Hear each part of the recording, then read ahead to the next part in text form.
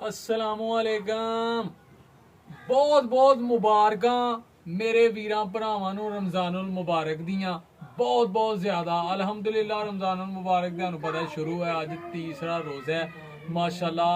ते अज जनाब खातूने जन्नत फातिमा तो ज़हरा रजी अल्लाह ताला अन्हा उन्हां दा विसाल दा दिन जे।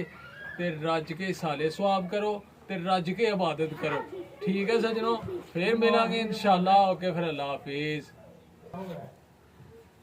अस्सलामुअलैकुम सारे वीरां भरावां नूं ते बहुत बहुत मुबारकां जनाब रमजानुल मुबारक दियां।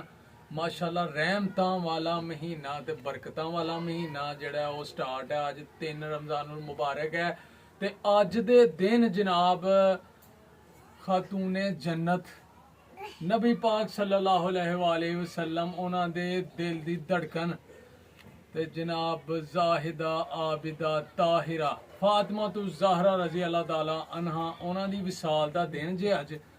ते रज के साले सवाब करो जनाब, इबादत करो, खत्म दवाओ, वंडो बच्चियां च जनाब, रोजे खिलाओ। ठीक है सजनों, तो फिर मिलांगे इंशाल्लाह। ओके, फिर अल्लाह हाफिज़, अस्सलाम वालेकुम।